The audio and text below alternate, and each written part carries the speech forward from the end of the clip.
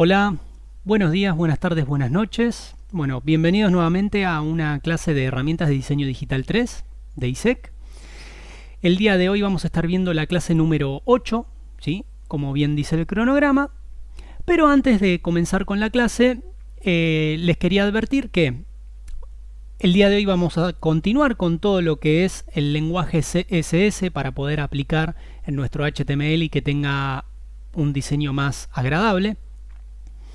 Y a su vez, en una segunda parte de la clase, lo que vamos a estar observando es cómo esas reglas que estuvimos viendo, y algunas más probablemente,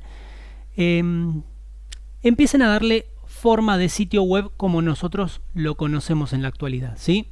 Porque hasta ahora las propiedades y las reglas y las distintas implementaciones nos muestran cómo cambiar algunos aspectos estéticos, pero la idea es que se vaya transformando esa estructura, ese esqueleto del HTML en un sitio web más ayornado a lo que es la actualidad. Así que quédense hasta el final y presten mucha atención. Bien, en este popurrí de herramientas y de propiedades que vamos a ver, les paso a mostrar el contenido de esta clase y vamos a ver de qué se trata. Bien, para eso vamos a prestar atención a cómo se implementa la cascada CSS, ¿sí? Partamos de la base que justamente cascada proviene de la misma palabra, del mismo código. CSS es hojas de estilo en cascada, hablando en castellano, con la traducción. Así que lo primero que tenemos que saber es qué hace la hoja de estilo en cascada, ¿sí? Bien. Lo que hace es definir una ruta que deben cumplir los elementos dentro del HTML, por un lado. Se trata de una lista de elementos separados por espacios. Si algún elemento cumple esta ruta, le aplica el formato CSS al último elemento de la lista y se usa para no plagar el HTML justamente de atributos class o ID, ¿sí?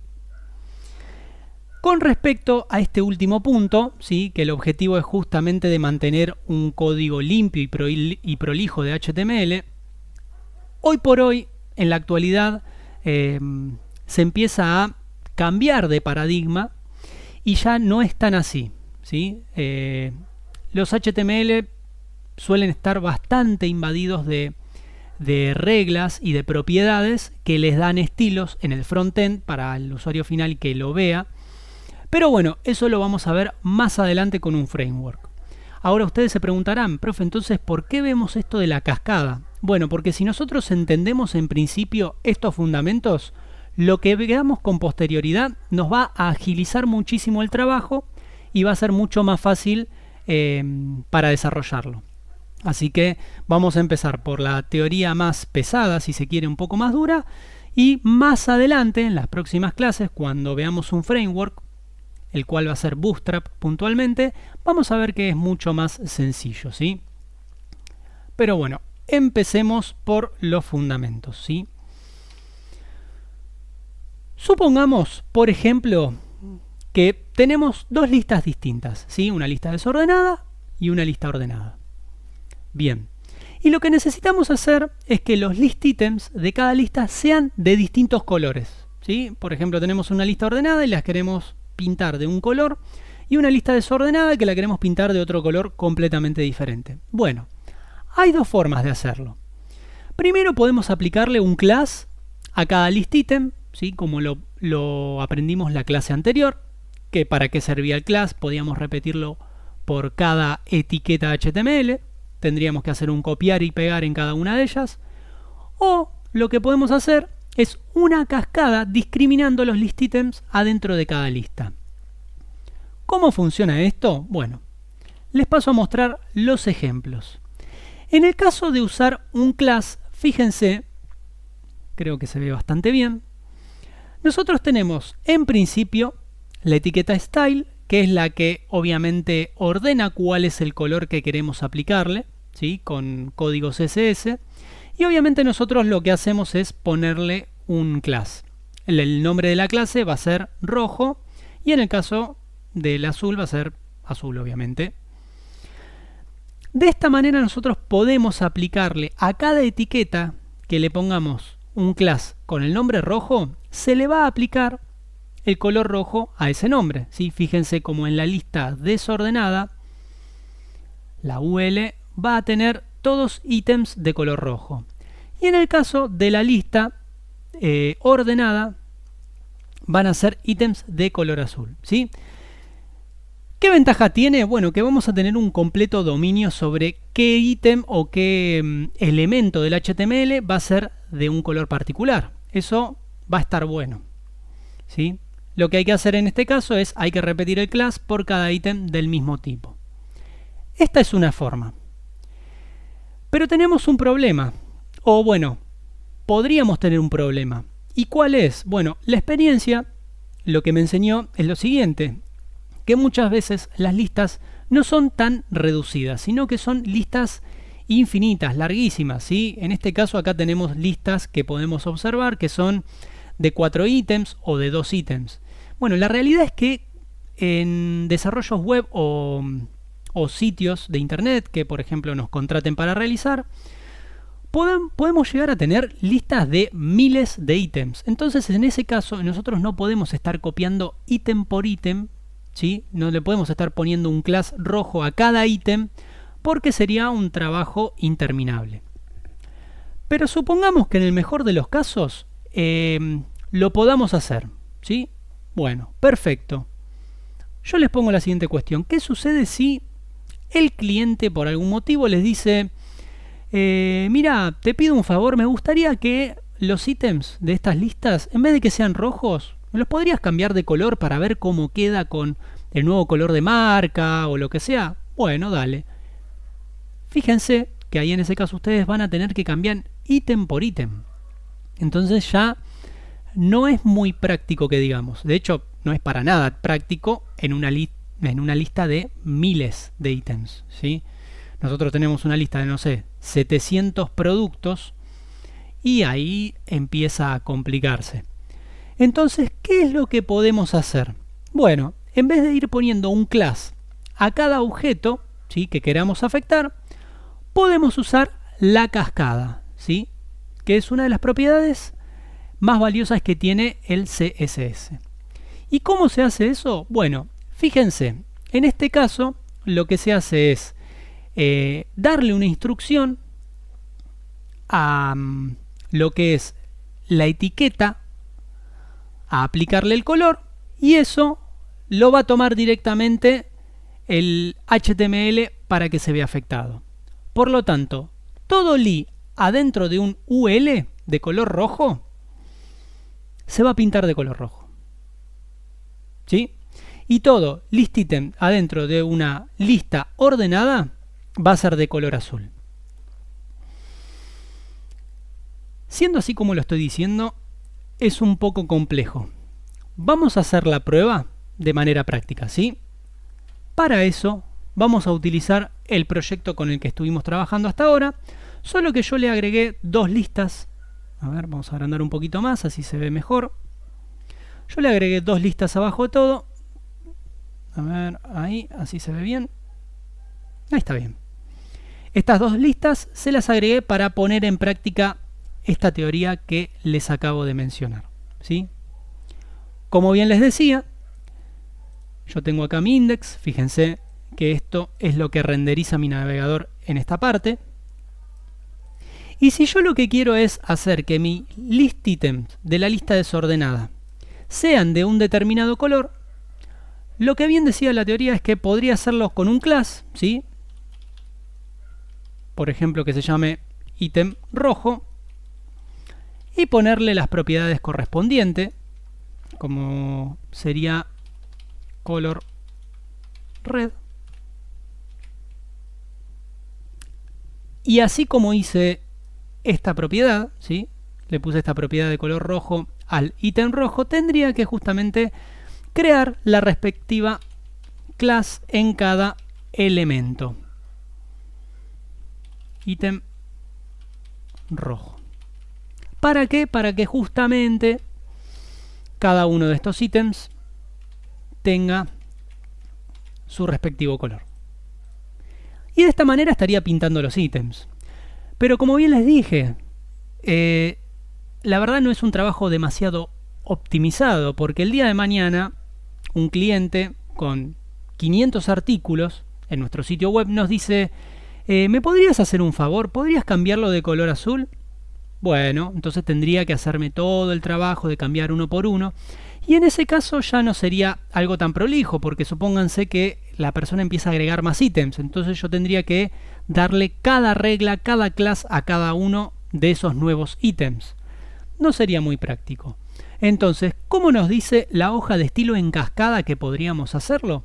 Bueno, lo que podríamos hacer es justamente darle la instrucción de que dentro de la lista desordenada, a todos los list items los afecte con este color. ¿Sí? Fíjense que dejé entre etiqueta y etiqueta, que mencioné para traer acá, dejé un espacio. Si yo esto lo guardo, y es más, para que vean cómo funciona esto, voy a borrar por completo esto, lo que es el class del list item. Al actualizarlo, me sigue trayendo las mismas propiedades. ¿Sí? ¿Por qué? Porque justamente yo le estoy diciendo que... A ver si se ve... ahí está, ahí se ve mejor. Yo le estoy diciendo que me pinte de color rojo los list items que se encuentran dentro de la lista desordenada. Y ahora ustedes dirán, bueno, pero profe, ¿qué pasa si yo le pongo directamente así, no? Si es lo mismo, al fin y al cabo lo que yo quiero es que me pinte los list items. Bueno, si yo hago esto, fíjense que me va a afectar no solo a la lista desordenada, sino también a la que está a continuación.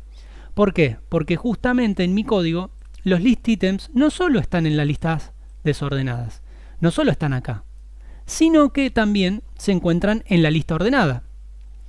Entonces por eso hay que prestar mucha atención. Y para eso sirve puntualmente lo que es la hoja de estilo en cascada. Yo le puedo decir que los list items dentro de la lista desordenada los pinte de color rojo.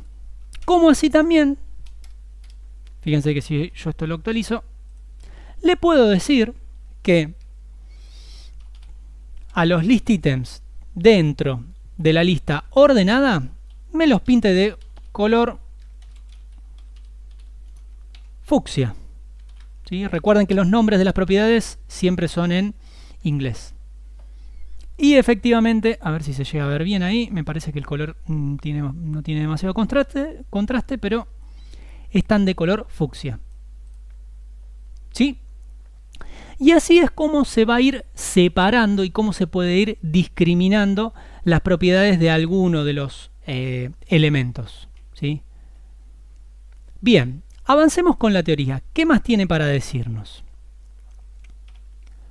Bueno, a continuación, ¿cuál es el color a aplicar en este caso? ¿Sí? Si yo tengo, por ejemplo, un párrafo que se encuentra dentro de ese párrafo, hay una palabra, que es justamente, bueno, una frase que es un dato, y ese un dato se encuentra a su vez dentro de un que era de énfasis. ¿Sí? Si bien recuerdan, las primeras clases les había mencionado cuál es la función del énfasis. Bien, ahora, la gran pregunta es, ¿cuál de las siguientes reglas es la que aplica el color correcto? ¿Cuál creen que sería el color en este caso? ¿Azul o rojo? Esa sería una gran intriga, ¿sí? Porque por un lado tenemos el elemento id barra que afecta al que se encuentra dentro, o sea, dentro de barra está el y a su vez este tiene un color rojo. Y por otro lado tenemos al párrafo, la etiqueta párrafo, y tenemos el párrafo que dentro de ese párrafo tenemos un info, ¿sí? Que tiene el color azul.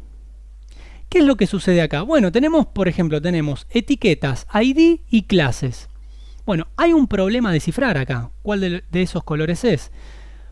Si ustedes dijeron que el color correcto es el rojo, están en lo cierto, ¿sí? La primera regla es más específica, tiene más precedencia, por lo tanto es de color rojo. Y ustedes me dirán, ¿qué tiene que ver la precedencia o a qué hace referencia la precedencia de declaraciones? Bueno, justamente hace referencia a la importancia o a cuál va a ser la que prevalezca por sobre todas las reglas, independientemente de cómo se muestren, ¿sí? Cómo se escriban en nuestro código. Cuando reglas distintas apuntan al mismo objeto, si son propiedades distintas, se suman, o sea, se combinan, siempre y cuando tengan alguna propiedad del mismo valor. Esto es lo que se llama precedencia, ¿sí?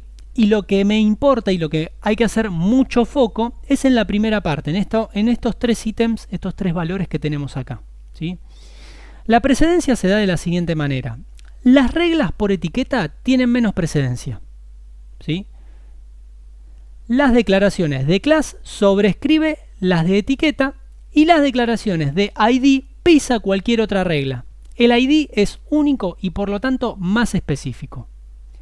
Entonces, si yo en mi CSS tengo, por ejemplo, quiero afectar a un párrafo, yo puedo poner una regla acá con su correspondiente propiedad. Esta es la regla a aplicar de manera genérica. Ahora, si yo a esta regla necesito pisarla con otra, lo puedo hacer con un class, ¿sí? El class va a prevalecer, ¿sí?, por sobre esta etiqueta párrafo. Si yo, por ejemplo, le pongo una clase a un párrafo y lo afecto, justamente por más que esto se encuentre con posterioridad en el código, el class va a prevalecer, ¿sí? Va a ser de mayor importancia, por lo tanto va a ser el que pinte todo el párrafo. Ahora bien, si yo a su vez también tengo un ID, recuerden que los ID se los llama de esta manera, no justamente con el nombre ID, sino que nombre del ID, que eso lo ponemos nosotros como querramos. Bueno, la propiedad que nosotros pongamos acá va a prevalecer por sobre esta y esta otra, ¿sí? Así que mucha atención y tengan cuidado, más que nada, por si se pisan las distintas propiedades, ¿sí? Quizás uno, en nuestro afán de querer mejorar nuestro código o de cambiar algún estilo, sin querer queremos afectar a un párrafo y nosotros le ponemos la etiqueta párrafo y decimos, ¿por qué no me está tomando la regla que tengo en mi párrafo? Bueno, puede ser de que ese párrafo se encuentre afectado por un ID o por un class y justamente esa propiedad esté prevaleciendo, ¿sí?, tenga precedencia por sobre la etiqueta del HTML. Así que mucha atención ahí para no cometer errores en la entrega del examen o bueno, el día de mañana en nuestra carrera profesional. Bien. ¿Qué más tenemos? Avancemos. Bien, perfecto. Hasta ahí era todo lo que tenía que ver con la hoja de estilos en cascada, que ya vamos a ir viendo para qué nos sirve, ¿sí? Ahora bien, como les comenté, la idea es darle un popurrí de herramientas para enriquecer su HTML y uno de ellos es el de las familias tipográficas, ¿sí? Hasta el momento yo les había presentado cómo es que se puede llamar a una familia tipográfica y cómo se puede cambiar la tipografía del sitio, pero bueno, voy a ser un poco más específico y traerles otras herramientas para mejorar su código, ¿sí? CSS tiene la propiedad Font Family para indicar qué fuente utilizar en un texto.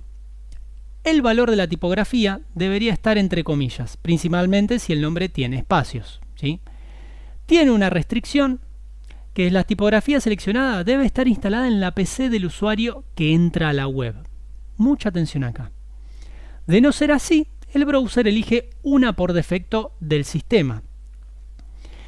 ¿Y qué problema podemos tener? Bueno, justamente que esto nos puede romper todo nuestro sitio web, todo nuestro diseño, ¿sí? Imagínense que nosotros, un cliente les presenta a ustedes un manual de marca en el que tiene justamente detallado las tipografías, los tamaños, todas los usos permitidos, ¿sí? Para eso está un manual de marca. Y nosotros le empezamos a realizar el diseño. Bueno, resulta que ese diseño tiene una familia tipográfica de fantasía que no está contemplada en las típicas tipografías del sistema.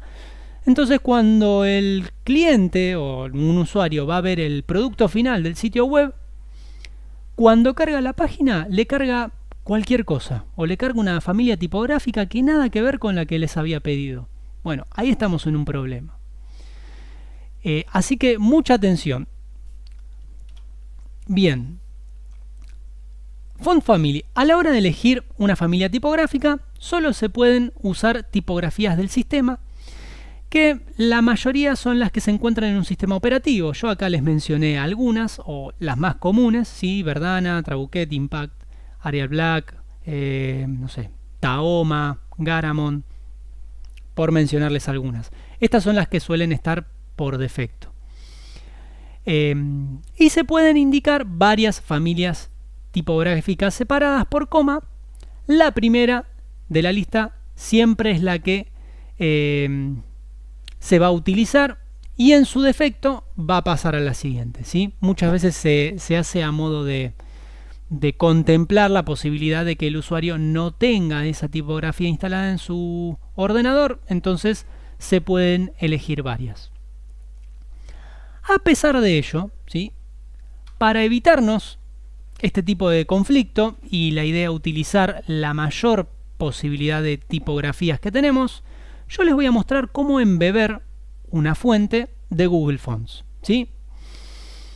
Tengamos en cuenta que como estamos limitados con la selección de fuentes que nos ofrece el sistema, podemos recurrir justamente a Google para buscar alguna de sus fuentes o alguna fuente que justamente algún cliente quiera puntualmente en su sitio.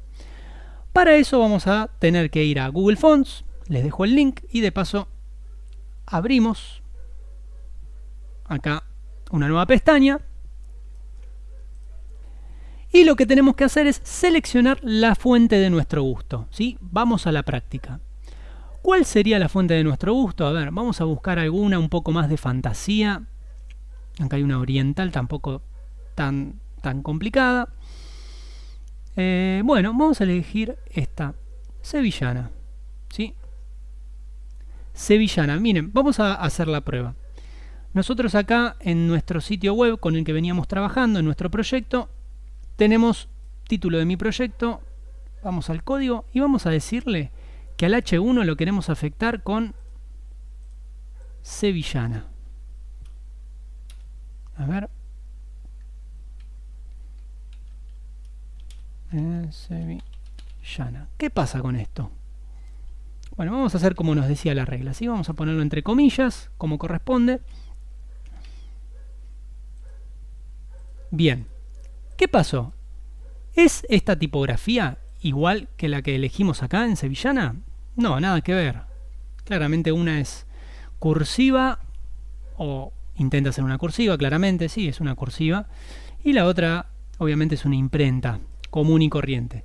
Bueno, ¿qué nos decía la teoría? Bueno, la teoría nos permitía que en el caso que nosotros querramos prever este tipo de problema, podíamos separar, ¿sí? Y decirle que si no encuentra la tipografía sevillana, bueno, que la afecte con otro tipo de tipografía, por ejemplo, Impact, ¿sí? Entonces fíjense cómo mi navegador interpreta que como sevillana yo no lo tengo instalado. Bueno, le digo, bueno, entonces si no está sevillana, mostrame Impact. Pero bueno, aún así sigue sin estar completo nuestro diseño. Quizás a nosotros no nos afecte, pero créanme que a sus clientes sí. Por lo tanto, si nosotros queremos satisfacer al cliente, tendríamos que tener esta tipografía. ¿Cómo hacemos para instalar esta tipografía con el CSS? Bueno, justamente venimos a Google Fonts, elegimos la tipografía y fíjense, miren, esperen que les voy a compartir acá.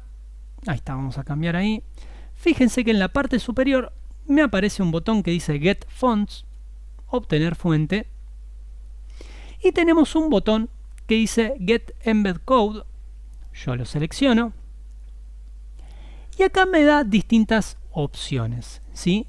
Que dependiendo del ámbito de desarrollo, yo voy a elegir cuál es la que quiero utilizar. Tenemos web, Android, iOS, Flutter, pero bueno, tengamos en cuenta que nosotros estamos en el ámbito web, estamos desarrollando web, así que vamos a elegir web y vamos a copiar directamente todo este código, ¿sí? Que podemos hacerlo así, seleccionándolo.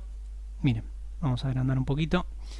Vamos a seleccionarlo así y copiarlo, o directamente tenemos Copy Code.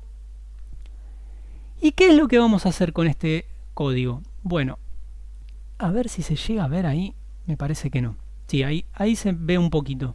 En la parte superior nos dice Embed Code in the head, o sea, básicamente es embeber el código en el head de tu HTML, ¿sí? En inglés. Así que vamos a embeber todo este código que acabamos de copiar. Vamos a ir a nuestro HTML. Esta no, porque es nuestra hoja de estilo. Esperen que voy a modificar nuevamente la cámara. Voy a volver acá. Y en mi index.html, dentro del head, ¿sí? Recuerden que está dentro de este head, voy a copiar todo ese código que me dijo Google, ¿sí? Una vez copiado, lo guardo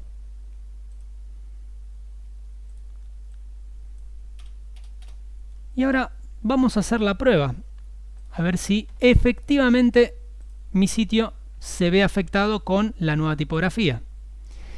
Y efectivamente, fíjense, como título de mi proyecto ahora ya se ve en cursiva como justo nosotros necesitábamos, ¿sí? ¿Qué ventaja tiene esto? Bueno, una de las ventajas esenciales es que justamente de esta manera, ¿sí? Nosotros embebiendo el código de una fuente externa como es Google Fonts, lo que nos permite es que, sin importar de donde el usuario esté levantando nuestro sitio web, ya sea un dispositivo móvil, una tablet, o sea la computadora de escritorio, no nos interesa, siempre va a recibir la información de Google Fonts. Por lo tanto, siempre va a tener la tipografía que nosotros le asignamos, ¿sí? Así que eso es independiente a que el usuario o el quien está navegando tenga o no instalada la fuente en su ordenador. Así que de eso ya nos olvidamos y resolvemos uno de los grandes problemas que podemos tener con respecto al diseño. Bien. ¿Qué más tenemos por acá? Bueno, yo les paso a mostrar. A continuación, lo que yo hice para que tengan ustedes bien descrito cómo es el paso a paso. Bueno, les pongo un paso a paso de cómo ir llegando al objetivo, ¿sí? Cliquear en el Get Font, seleccionar Get Embed Code, copiar el link en el head, ¿sí? Cómo tienen que ir haciendo. En esta pestaña, en estas dos diapositivas van a tener esa posibilidad. Y de esta manera ya tienen la fuente que ustedes necesitan. Reglas. Hasta ahí lo que tiene que ver con tipografía. Ahora, así como estuvimos viendo distintas reglas para la tipografía o para los colores o para el tamaño de letra, bueno, también tenemos determinadas restricciones y más que nada sugerencias de qué no se debería hacer, ¿sí? Hay dos propiedades de texto que traen más problemas que soluciones en CSS, principalmente por cómo espera el usuario que se comporte en una página web, ¿sí? Y una de ellas es el Text Align, ¿sí? Al igual que pasa con los editores de texto, acepta la alineación Left, Right, Center o Justify, pero tengan en cuenta que se sugiere nunca utilizar el justificado en un sitio web porque se puede tornar ilegible, ¿sí? En lo que es usabilidad se considera un crimen. ¿Por qué? Porque obviamente nosotros nunca sabemos con precisión de dónde va a ser levantado nuestro sitio web, ¿sí? No es lo mismo cómo se va a presentar el texto en un sitio levantado a través de un dispositivo móvil como de un ordenador. Entonces, como las pantallas tienen distinto tamaño, nosotros no podemos arriesgarnos a eso. Y el justificado en un texto justamente puede provocar un desorden en la presentación de la información, ¿sí? Vamos a ver cómo es que funciona esto. Miren, vamos a pasar a la práctica. Supongamos que yo tengo el título, ¿sí? El título de mi proyecto. Y acá ya de paso se les está presentando otra propiedad que es Text Align. Todavía no la habíamos visto. Bien, vamos a nuestro código. Vamos a la hoja de estilo. Y supongamos que nosotros queremos al H1 alinearlo en el centro. Bueno, es tan sencillo como Text Align Center. Le elegimos el valor de la propiedad y ya quedaría resuelto, ¿sí? Lo mismo puede pasar, por ejemplo, con cualquier párrafo. Veamos el párrafo, por ejemplo, el primer párrafo que está acá, o bueno, los párrafos en general. Si nosotros queremos ponerle un alineado, como podría ser Justify, miren qué es lo que pasa. Esto que en principio podría ser legible, ¿sí? Y no habría inconveniente, uno tendría que prestar atención porque por normas de usabilidad esto se puede romper completamente, siendo que el usuario, no sé, por ejemplo, use un dispositivo móvil, un celular, no es lo mismo que tenga la pantalla de esta manera a que la tenga así, ¿sí? ¿Se entiende? Lo mismo una tablet, ya tiene otra resolución. Entonces, ese tipo de variaciones en la lectura de la pantalla puede generar inconsistencias en el diseño y por lo tanto, por ese motivo es que no se sugiere utilizar el Justify, ¿sí? Pero bueno, a modo de ejemplo, no sé, por ejemplo, si elegimos Right, bueno, puede ser. A ver, vamos a probar cómo quedaría ahí. Bueno, quedaría raro, ¿no? Pero fíjense cómo se acomoda todo hacia la derecha. También podemos centrarlo, al igual que el título. Y ocasionalmente podría llegar a servir, ¿sí? Pero fíjense que en determinados lugares queda raro, ¿sí? Acá queda como una oración muy corta, pero podría servir. Esto se los puedo dejar a su criterio. Solo tengan en cuenta la sugerencia que les hice con el Justify. Bien, esa es puntualmente una de las reglas que no se deberían de utilizar. Otra es la del text decoration. ¿Qué es lo que hace el text decoration? Bueno, cambia el subrayado de una palabra o de una etiqueta la que nosotros querramos, ¿sí? Por ejemplo, le podemos hacer un underline, overline, line through o none. Y esto lo que permite es justamente hacerle una decoración a determinado elemento que elijamos, ¿sí? Lo que sí se tiene que tener en cuenta es que el subrayado en los sitios web está asociado siempre a los vínculos de navegación. Entonces, una cosa es que un botón de navegación con las características de un botón, ¿sí? Con un borde, un color distintivo, no tenga subrayado, pero otra cosa es encontrarse, por ejemplo, como en este párrafo, en el que dice, en el repaso de las propiedades de texto de diseño digital 3, que se dicta en ISEC, notamos algo importantísimo, ¿sí? Acá hay un párrafo, ¿verdad? Bueno, ¿qué es lo que nos sugiere o cuál es la sensación que nos da diseño digital 3 subrayado o mismo ISEC? Bueno, nos da la sensación de que son links, ¿sí? Que son cliqueables, como por ejemplo se ven en Wikipedia, y que nos va a redirigir a una página. Entonces, lo que se les dice del diseño es que si no es un link, no lo subrayen, ¿sí? Para no generar confusión en el usuario, porque es muy probable de que alguien quiera pasar el mouse por encima para ver si los deriva a otro sitio. Así que ojo con utilizar el text decoration en algunos casos puntuales. para que vean cómo funciona, igual, bien, vamos a hacer la prueba en nuestro proyecto y si quieren, vamos también a hacerle una aplicación del text decoration a nuestro título, ya que tenemos el H1 acá a mano, y vean cómo funciona.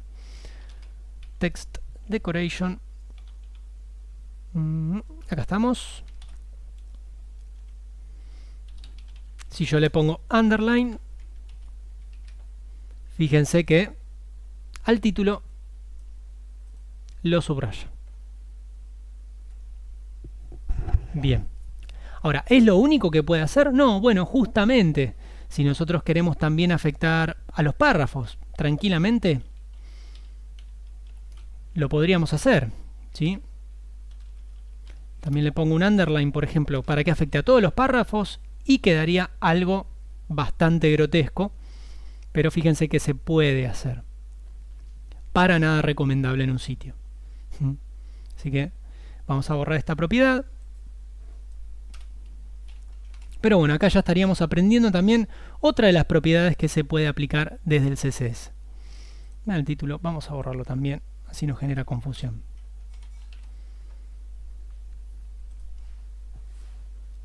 Bien. Además de esto, hay algo en lo que nos vamos a remontar en la primera clase de CSS, que es la herencia, ¿sí? Yo de a poco les fui mencionando de que había cosas que no se iban a entender en un principio, y es viable, pero bueno, la idea es que a medida que íbamos avanzando, íbamos a ir despejando esas dudas de qué se trataba, ¿sí? Y una de ellas era la herencia. Les había comentado que algunos elementos o algunas propiedades se heredaban y otras no heredaban, ¿sí? ¿A qué hacía referencia con eso? Bueno, de que todas las propiedades, en el caso de que tengan que ver con texto, se heredan de un elemento a todo lo que tenga adentro, ¿sí? Esto quiere decir que si le declaramos un font family, por ejemplo, al body, que el body es el que engloba a todos los demás elementos, al H1, al párrafo, ¿a qué más? Bueno, todos los elementos, a excepción de las listas, a las listas también, solo que hay una particularidad con los links, pero todo lo que engloba el body también se va a ver afectado con el font family que nosotros elijamos, con la familia tipográfica que determinemos, ¿sí? Esto se mantendrá hasta que otro elemento sobrescriba la propiedad heredada o utilicemos, por ejemplo, lo que habíamos visto de precedencia. Hay una excepción que son la de los links, que pareciera en principio que tienen vida propia, ¿sí? ¿A qué hago referencia con esto? Bueno, miren, volvemos también al proyecto y hagamos un ejemplo, que es muy común, de hecho, en los desarrollos, que es que dentro de estos manuales de marca, como les mencionaba, a veces se da de que el cliente lo que quiere es justamente determinar una tipografía o una familia tipográfica para todo el sitio, ¿sí? Para los textos comunes. Entonces, ¿qué es lo que podemos hacer nosotros? Bueno, nosotros podemos agregar nuestra hoja de estilo y decirle que todo lo que se encuentre dentro del body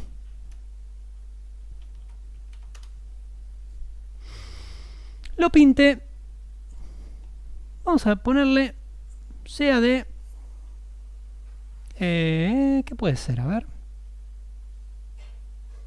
Hay cosas repetidas que probablemente modifiquen lo que estoy queriendo poner acá.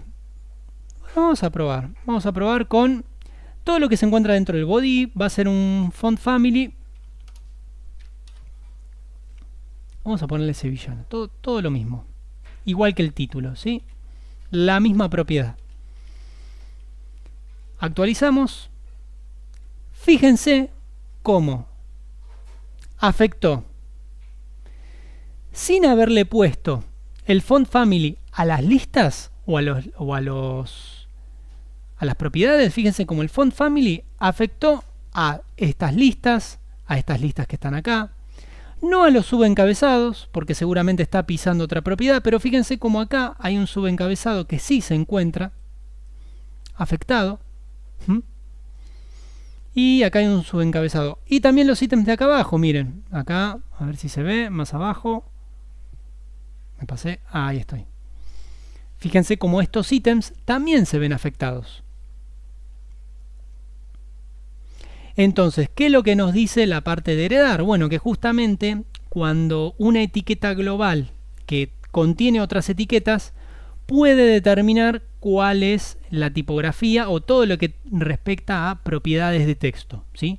Las va a afectar, a no ser que nosotros pisemos con alguna otra propiedad. Fíjense que los párrafos no me los afectó. ¿Por qué? Bueno, porque inmediatamente después yo le dije que los párrafos los quiero de determinada tipografía, pero supongamos que eso no es así, que no está. Bueno, van a ver cómo cambia y se ve afectado todo, ¿sí? Todo lo que está dentro del body, a excepción de algunos elementos, como seguramente lo sea el subencabezado 1. Y no, es lo único. O sea, todo, a excepción del subencabezado 1, se encuentra afectado por la tipografía que le puse al body, ¿sí? Ni siquiera se lo puse al párrafo. Bien, a eso se hace referencia con la herencia. Vamos a borrarlo por una cuestión estética que la verdad no es muy agradable que digamos. Bien, ¿qué más tenemos para presentarles? Bueno, formatear vínculos. Los vínculos suelen ser, en general, ahora ya está cambiando los motores de búsqueda, pero suelen ser los únicos que no heredan el formato de texto global, ¿sí? Se mantienen azules, subrayados en su mayoría porque son links. Y lo que hay que hacer es, se debe especificar cómo se formatean esos vínculos, ¿sí? Los vínculos, además del formato normal, tienen estados, que se declaran con 2 puntos estado. ¿A qué hago referencia con esto? Bueno, más abajo les muestro cómo es que se van formateando esos vínculos. Y como nosotros sabemos, los vínculos están creados con la etiqueta A. ¿Se acuerdan que había que poner un A y un href? Bueno, en la hoja de estilo de CSS nosotros tenemos que darle formato con el A o A 2 puntos algo. ¿Qué es ese A 2 puntos algo? Bueno, dependiendo de la propiedad que nosotros querramos afectar o el estado que nosotros querremos afectar, va a ir variando su formato, ¿sí? Su estructura. Por ejemplo, el vínculo común y corriente como lo conocemos es el que está en reposo, es la etiqueta A. Entonces yo podría afectar en mi proyecto a todas las etiquetas A con, vamos a corregir esto acá, con un vínculo. A ver, por ejemplo, yo le puedo decir que a todas las etiquetas A las afecte y les ponga un font family. Le voy a pedir que sea Arial. A ver. Bien, un Arial. Le voy a decir que tenga un font size de 15 píxeles. Vamos a ver cómo se va viendo. No, me quedo chico. Siendo que son links de navegación, le voy a decir que sean 25 píxeles, a ver si se ve mejor ahí. Ahí me gustó un poquito más. Bien. Vamos a ponerle... Ahí está. Vamos a cambiarle. Ahí está. Que se ve así. No es para nada estético, pero a los fines prácticos de la materia nos sirve, ¿sí? Y fíjense cuál es uno de los elementos que yo veo. Que cuando yo paso por arriba del link, si yo le hago clic, fíjense cómo acá hice clic y aunque ustedes no vean mi mano en el mouse, todavía mantengo el clic, ¿sí? Si yo lo suelto, me lo despinta. Lo mismo sucede con esto. Yo estoy en el nosotros, hice clic, pero cuando suelto, recién ahí me envía a quienes somos, a la página de nosotros. Fíjense la home. Ahora, esto se puede cambiar. Estos estados se pueden ir modificando, ¿sí? ¿Cómo los podemos modificar? Bueno, justamente con las reglas que figuran acá. Fíjense que el hover lo que hace es cambiarle el estado cuando se pasa el mouse por encima. Yo actualmente, si acerco el mouse, lo único que hace es cambiar de estado la manito del cursor, ¿sí? Ven que tengo una flechita y ahí pasa a una manito. Bueno, podría cambiarle el estado y podría decirle que cuando el link, o sea, cuando la etiqueta A, hover, está en el estado hover, o sea, que está sobre la etiqueta, podría decirle que cambie el color. Color. A ver, ¿lo toma? Yellow. A ver si lo toma.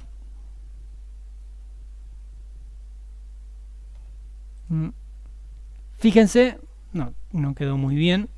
No, vamos a cambiarle.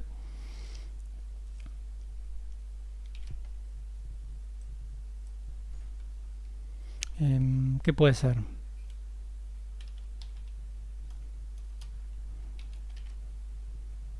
Ahí está. Ahí creo que se ve un poquito mejor. Ven que le elegí el color verde y ahora el estado cambió. Como así también podría cambiar bastantes cosas. Dentro del hover yo le puedo decir de que cuando pase por arriba del mouse, bueno, text decoration y que sea que no tenga ninguna decoración, ¿sí? Entonces, cuando yo actualizo, fíjense que le puedo decir que no tenga ninguna decoración, o podría ser al revés. Yo le podría decir que no tenga decoración cuando está en su estado normal y que cuando justamente yo pase por arriba del mouse le diga text decoration, que le pinte un underline para identificar y que justamente el usuario note esta diferencia, ¿sí? Y para hacer algo más grotesco al final, podríamos hacer algo que es el font size.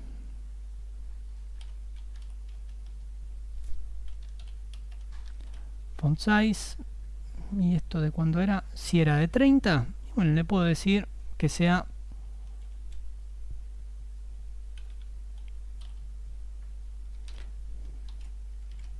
para probar a ver cómo funciona. Podemos hacer algo así, ¿sí? Esto justamente no es una de las mejores prácticas. De hecho, si avanzamos, ¿sí?, en lo que respecta a formatear vínculos, ¿sí?, vamos a ver algunas restricciones que tienen que ver con que no es lo más recomendable de cambiar el texto de tamaño o hacerlo en negrita, ¿sí? Pero bueno, repasemos algunas de ellas. Generalmente a los vínculos se les da formato en su estado normal y el hover, ¿sí?, es lo más utilizado. Si en nuestro diseño no queremos los vínculos subrayados, se le aplica el text decoration como lo hicimos anteriormente. Y en el hover sí se recomienda de que no se cambie el tamaño, pero por una cuestión de usabilidad, ¿sí?, de que uno cuando pasa el mouse por ahí pega saltos muy grandes, entonces no permite hacer clic al vínculo correspondiente. Así que mucho ojo con utilizar esa regla, ¿sí? Se recomienda solo cambiar el color o el subrayado. Todos los elementos aceptan hover, ¿sí? Por lo tanto, esto que hicimos acá, siendo que el tamaño no se recomienda, bueno, en principio estaría bueno no ponerlo, pero bueno, un pequeño, ahí para darle un efecto de transición podría llegar a ser, o algo parecido. Esto claramente no es una transición, ¿sí? Y como bien dice la teoría, en verdad cualquier elemento podría tener el hover, ¿sí?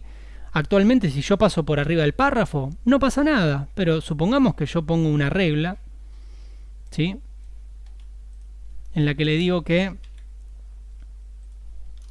al párrafo, Cuando se pase por arriba, quiero que lo pintes de color verde. Bueno, fíjense, su estado normal es el de color negro y si yo paso por arriba, se pinta de color verde. Claramente no tiene ningún sentido esto, pero bueno, sepan que está la posibilidad. Bien, vamos a volverlo a la normalidad para que no rompamos el código y continuamos. Bien. ¿Qué más les paso a presentar? Bueno, les paso a presentar una etiqueta, ¿sí? O dos etiquetas que son etiquetas genéricas, ¿sí? En donde por un lado tenemos al div, que es una caja genérica para meter adentro lo que querramos. Ya vamos a ver con más precisión su función. Y para darles un adelanto, los divs se utilizan en todos los sitios web y son infinitos, ¿sí? Son interminables porque se usan mucho para lo que es estructurar datos y acomodarlos en nuestro sitio web. Así que todo contiene un div. Pero así como existen los divs para acomodar, por ejemplo, información dentro de un sitio, también está el paralelo a nivel de texto, que es el span. Ojo, no confundirlo con spam de correo electrónico, sino que es span, ¿sí? Este no tiene formato por defecto y solo se usa cuando adentro de un texto se necesita cambiar el CSS. ¿Sí? Es una etiqueta puntualmente para modificar texto. Por ejemplo, dentro de un encabezado que queremos crearlo a dos colores, tendríamos que hacer primero las propiedades o las instrucciones para modificar el color de un H1, un H2, el que sea, y dentro podríamos crear o colocar la etiqueta spam para afectar una parte del mismo, ¿sí? De otro color. Pongámoslo a prueba, a ver cómo funciona. En nuestro proyecto, aprovechando que tenemos el título, ¿sí? Que se ve bastante grande ahí, vamos a aprovechar y vamos a cambiarle algunas propiedades, ¿sí? Al H1, bien, tenemos estos colores, vamos a cambiarlo porque mucho no me gusta. Vamos a hacerle que sea de color verde, ahí está, así ahí genera más contraste. Y supongamos que título D queremos que esté en este formato, con este color, y el mi proyecto que se encuentre de otro color con otras características. ¿Cómo podríamos hacer nosotros en el HTML sin romper nuestro H1, que como sabemos es muy importante para posicionar? Bueno, para eso nosotros tenemos que al H1 agregarle una etiqueta que es justamente span al elemento que queremos afectar, ¿sí? De esta manera. Entonces, fíjense cómo yo no rompo al H1, ¿sí? Sigo manteniendo el H1 con mi contenido, con mis palabras clave, ¿sí? Con las intenciones de búsqueda, todo ese trabajo que ustedes hacen como comunicadores. Pero además de no romperlo, yo igualmente puedo aplicarle un estilo distinto al que se le aplica al H1 en general, ¿sí? ¿Cómo podría hacer esto? Bueno, al span yo podría ir a la hoja de estilo y podría decirle que, a ver si ahí se ve bien, decirle que al span le quiero aplicar un ¿qué puede ser? Font size de 75 píxeles y quiero que también tenga, vamos a cambiarle el color. Acá ya puedo empezar a jugar y a ir colocando las propiedades que yo necesite, ¿sí?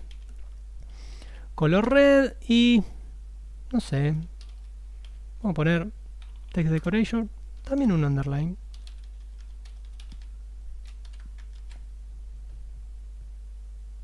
Vamos a ver ahí cómo funciona. Fíjense cómo le podemos dar estilo, ¿sí? Yo lo que hice fue cambiarle el font size, bueno, que mucho no se nota, pero sí. El tipo... Ah, le podía cambiar el font family también. Vamos a cambiarle para que se note, para que sea más evidente. Vamos a cambiar así y vamos además a agregarle un font family Arial. Bien distinto. ¿Ven? Cambió el tamaño de fuente, el tipo de fuente, el subrayado y el color, ¿sí? Y esto solo afectó esta parte. ¿Por qué? Porque obviamente el spam es una etiqueta independiente del H1, a pesar de que se encuentre dentro de la misma. ¿Sí? Es una etiqueta genérica. Bien, esta sería una de las formas de poder manipular una etiqueta sin romperla, ¿sí? Un H1 sin romperlo. Lo mismo podemos hacer, por ejemplo, en medio de un párrafo. Si ahí nosotros queremos afectar una parte del párrafo en particular, podríamos poner un span en nuestro HTML de dónde a dónde queremos que afecte y ahí ponerle las propiedades que nosotros querramos. Bien, ¿qué más tenemos por acá? Bueno, CSS para listas. Y ya casi llegando al final, ¿sí? Tenemos también cómo formatear las listas, que son en particular tienen algunas reglas que no se aplican a otro tipo de etiquetas, ¿sí? Las listas vienen por defecto con un margen y un padding, ¿sí? Ya vamos a ver para qué sirve el margen y el padding, ¿sí? Pero de a poco se los voy presentando. Tienen un tipo de viñeta, puede ser un círculo, pelotita, una letra, un número. Fíjense que en las listas ordenadas tienen un número, 1, 2, 3, 4, infinito. Las viñetas pueden ser una imagen, a pesar de que no es recomendado. Y también tiene una posición con respecto al borde del list item, que ella puede ser outside o inside. La lista se formatea con 3 propiedades CSS, ¿sí? Es con el list style algo. En este caso puede ser list style, el style type, position o image. Con cualquiera de ellas nosotros podemos ir modificando y personalizando las listas, ¿sí? Más abajo, en las siguientes diapositivas, les voy a mostrar cuáles son los tipos de listas que podemos elegir, ¿sí? Cómo queremos que se vea ese estilo. Pueden ser disc, circle, square, decimal y un montón más. Pueden ir probando cada una de ellas. A continuación vamos a probar algunas. Y también algunos de los elementos, cómo se ve reflejado esto, ¿sí? Se ve reflejado con, por ejemplo, letras en mayúscula, minúscula, números romanos puede ser, o pueden ser círculos, cuadrados. A los fines prácticos vamos a ponerlo a prueba, ¿sí? Por ejemplo, ¿cuál de las listas queremos nosotros afectar? Bueno, tenemos, por ejemplo, las de navegación, ¿sí? Estos que están acá. Bueno, supongamos que no queremos este circulito, ¿sí? Ven que tienen un circulito. Bueno, nosotros podemos tranquilamente y empezar a editar, ¿sí? A esos. Vamos a hacerlo acá, en la hoja de estilo, inmediatamente, a ver si se ve bien ahí. Supongamos que nosotros queremos que estos list items no tengan los circulitos, que se vean afectados por otros. Bueno, lo que podríamos hacer es lo siguiente. Vamos a abrir acá una etiqueta style. Vamos a cambiar. Bueno, podríamos decirle que yo quiero que los list items, ¿sí? Que se encuentran dentro de la lista desordenada, que están dentro del nav, ¿sí? Los afecte con las siguientes reglas. Fíjense cómo yo acá le digo que vaya al nav, que dentro del nav busque a las listas desordenadas y me traiga los list items para yo poder modificarlos, ¿sí? ¿Y qué era lo que nos permitía hacer? Bueno, vamos a la teoría Y por ejemplo podemos cambiar el tipo de viñeta, ¿sí? Por defecto siempre viene una pelotita, ¿sí? Entonces yo podría decirles que cambie de la pelotita a, por ejemplo, a square, ¿sí? Que sea un cuadrado. Entonces fíjense cómo cambia de pelotita a un cuadrado, ¿sí? Ahí, no sé si se llega a ver, ahí está. Ven que ya no es la pelotita por defecto que tiene la mayoría de las listas, sino que es un cuadradito, ¿sí? O tranquilamente podría decirle que no tenga ninguno, ¿sí? Entonces ahora yo le saco completamente. O podría elegir alguno de los que yo les presento en las diapositivas y podría ser una pelotita negra o podría ser un, a ver, Lower Roman. Vamos a probar con el Lower Roman, que hace mucho que no lo uso.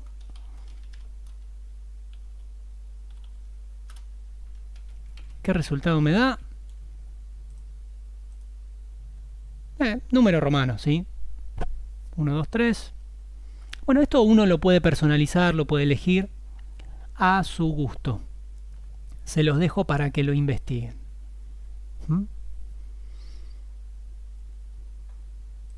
Bien, y así van a ver que en las últimas diapositivas yo les dejo un montón de elementos o un montón de tipos de listas que pueden llegar a formatear, ¿sí?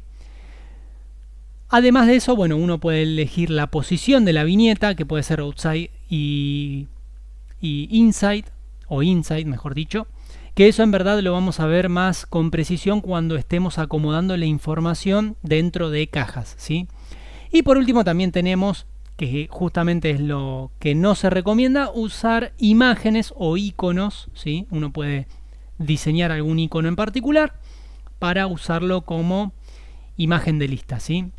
En vez de que tenga, por ejemplo, acá un número romano, podría elegir una especie de, o un emoji o algún icono referente a eso, ¿sí?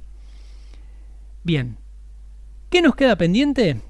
Antes de retirarme, bueno, les quería mostrar un poco de cómo es que funciona la combinación de todo esto que estuvimos viendo y algunas reglas más, ¿sí? Que es lo que me interesa. La idea es que ustedes vean, por así decirlo, en acción y cómo es que va tomando este sitio, que en principio, bueno, estéticamente no es muy agradable, ¿sí? Pero le podemos dar determinada forma. Ahora vamos a hacer la prueba. Nosotros estamos acá, esto no lo necesitamos. Vamos a empezar con nuestro código. Lo que acabamos de hacer, vamos a sacarlo. Vamos a decirle que no queremos, ¿sí?, que estos elementos tengan un icono adelante. Vamos a aplicarle otra directiva, otra propiedad, que va a ser la propiedad display.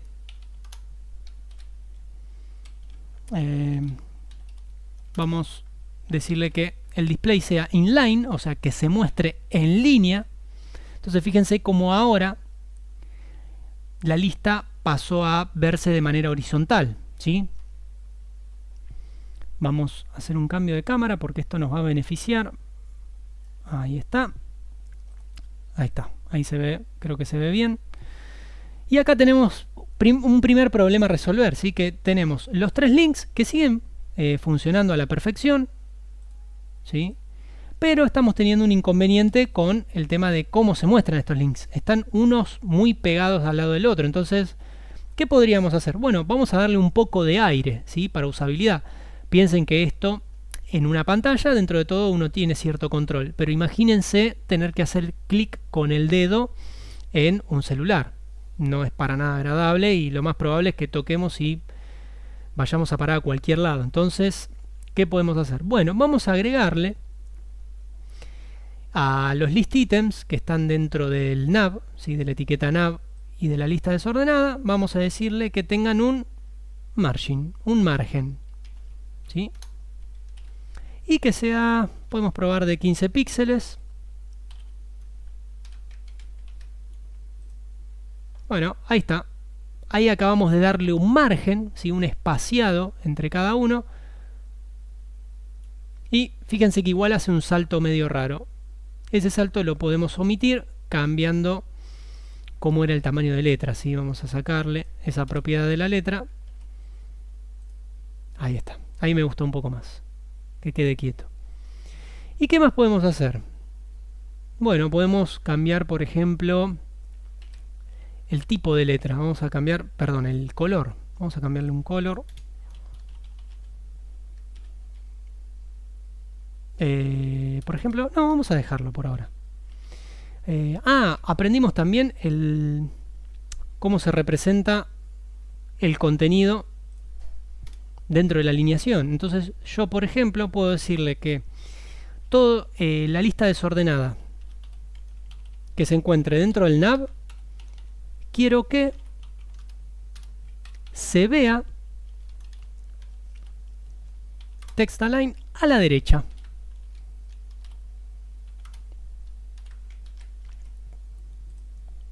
¿Sí?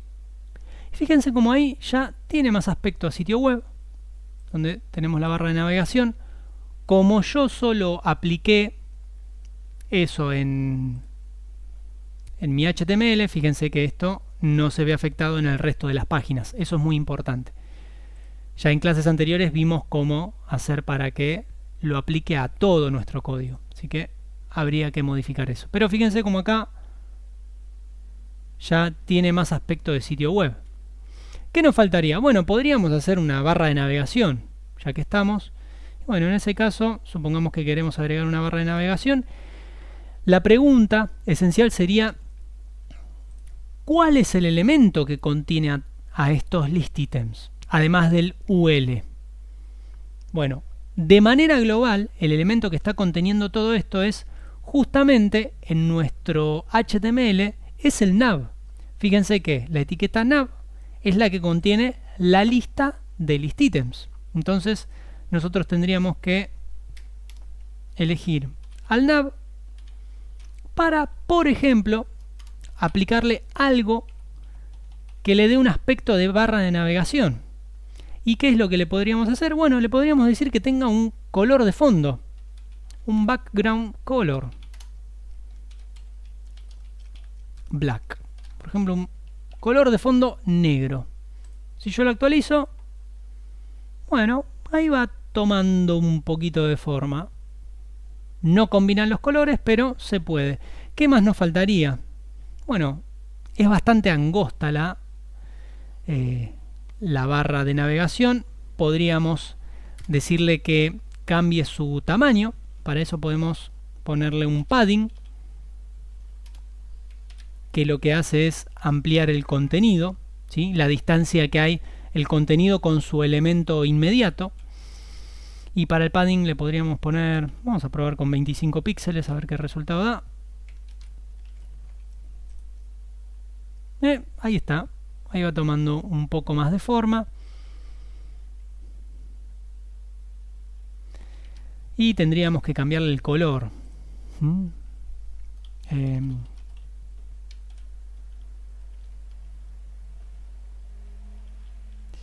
Vamos a ponerle un white.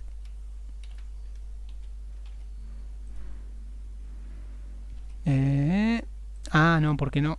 Acá, este no va acá. Este va en el A. Cierto que tenemos que afectarlo en particular, ¿sí? Ahora ahí, color blanco. Ojo, miren cómo estoy afectando también estos de acá. Entonces, a tener mucho cuidado.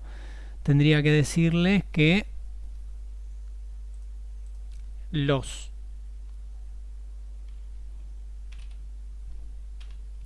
A que se encuentran dentro del nav, que se encuentran dentro de la lista desordenada, que tienen un list item, ahí está. Entonces ahí, fíjense cómo solo afecté a estos que están acá y no a los demás. ¿Sí? Le dije con la instrucción de que el elemento A que se encuentra dentro del list item que está en una lista desordenada dentro del nav, ¿sí? Hice todo ese caminito de hormiga, me los afecte con estas propiedades. Y que en el hover, sí, obviamente todo lo que implique A que se encuentra en el hover, directamente lo pinte de color verde. Bien, y esto es lo que se ve reflejado acá. Y ahora díganme si efectivamente no tiene un poco más de aspecto de sitio web como los que vemos hoy en día, ¿sí? O al menos tenemos lo que es la barra de navegación.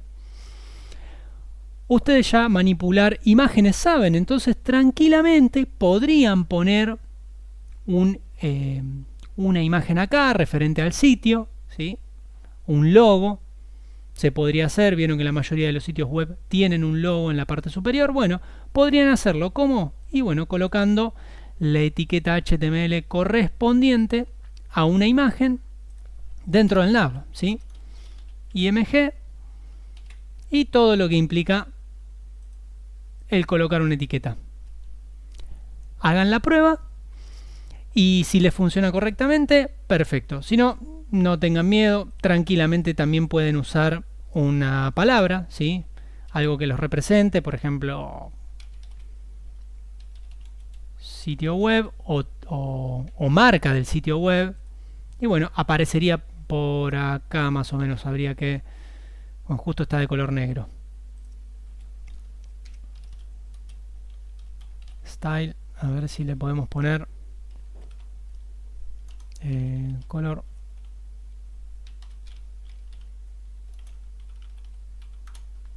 white. Bien, sitio web. Y de a poco se va armando. Obviamente esto habría que corregirlo para que esté centrado y esté al mismo nivel que esto, pero eso lo vamos a ir viendo a medida que avancemos. Bueno, hasta acá fue todo lo que vimos por hoy. Fíjense que, como bien les mencioné, era un popurrí de propiedades para enriquecer su CSS, y todo esto lo pueden aplicar también en la entrega del primer trabajo práctico, que va a ser la semana que viene. Así que cualquier duda pueden consultarme por la plataforma y espero que les vaya bien. Hasta la próxima.